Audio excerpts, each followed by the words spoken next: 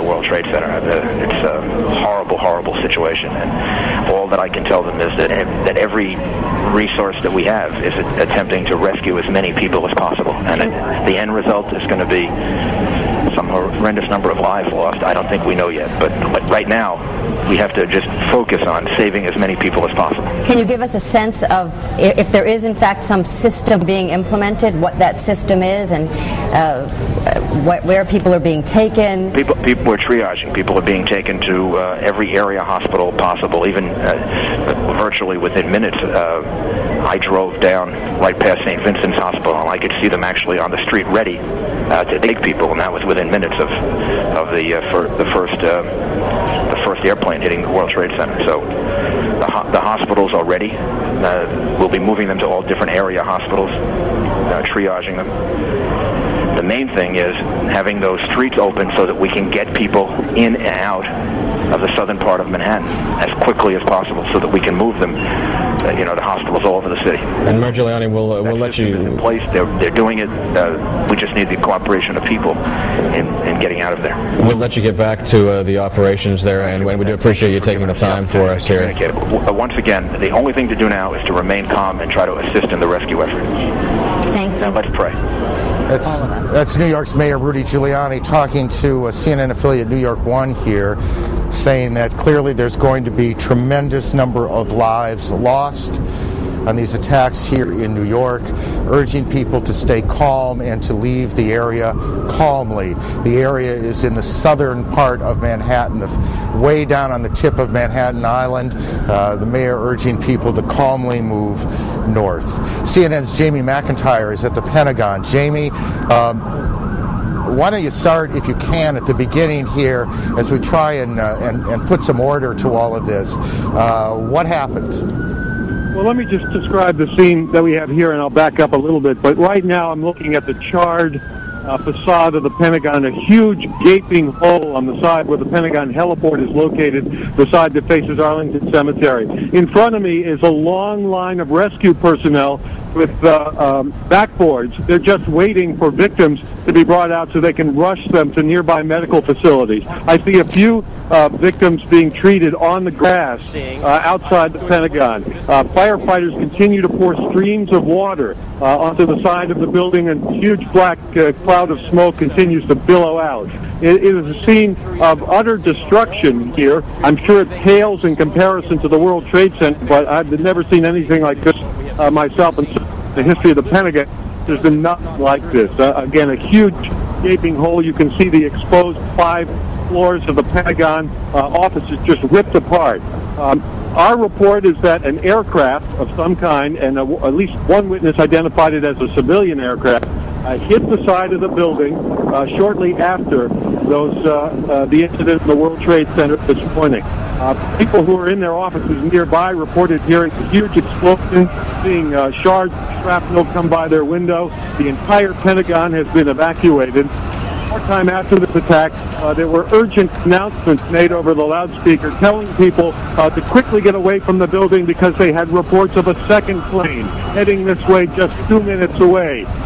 F-16 jets were scrambled over the Pentagon. I saw several of them go by, but no second plane ever materialized, and the building remains completely evacuated as firefighters continue to pour columns of water on the devastated side of the Pentagon, and rescue personnel continue to whisk victims away. We have no report at this time of how many casualties. Clearly, dozens and dozens of people have been hurt, and we presume that there have been some deaths as well. It's hard to imagine otherwise, considering extensive damage at the side of the building. And I can see just some of the windows side a stretch of the building, perhaps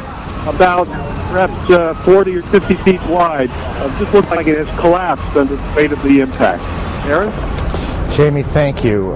So we have planes hitting the Pentagon, or plane hitting the Pentagon, 2 planes hitting the World Trade Center's towers in New York. Alan Dodd-Frank joins us on the phone in Lower Manhattan. Alan?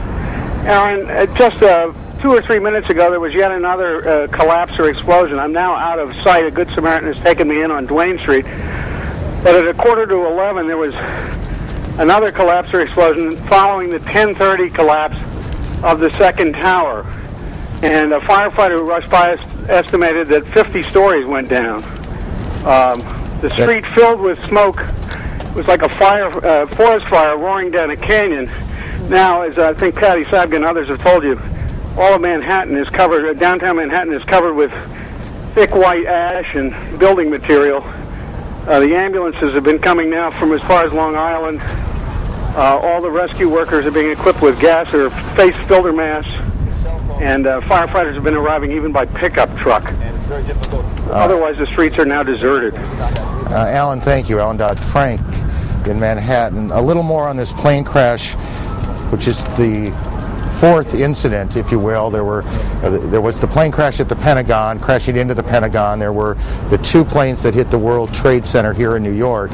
And we don't know whether this fourth one is related or not, but the report is that a 747 en route from Chicago to New York City crashed in Somerset County, Pennsylvania, about 80 miles to the southeast of Pittsburgh, Pennsylvania. That's the incident. That's what we are hearing. And I'm standing next to a fireman. He said, yeah, they just bombed the Pentagon, too.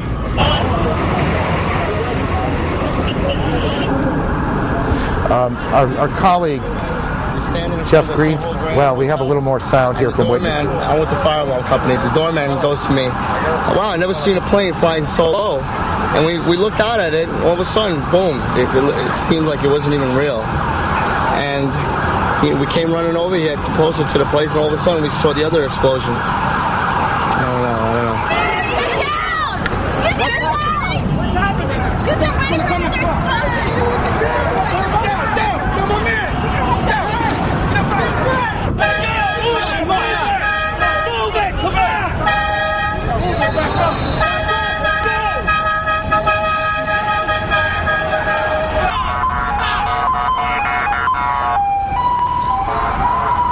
I was in B Tower. A Tower. What floor were you on? B1. What floor? The first one. What happened? Tell me. When a big explosion happened, some guy came out, his skin was all off. I helped him out. This is him all over. There's people jumping out of windows. I've seen at least 14 people jumping out of windows.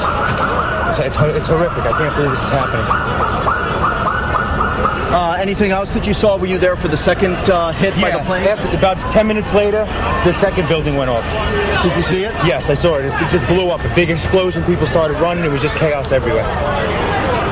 Yes, I was right there. I was down in the basement. Came down. All of a sudden, the elevator blew up. Smoke. I dragged the guy out. His skin was hanging off, and I dragged him out, and I helped him out to the ambulance.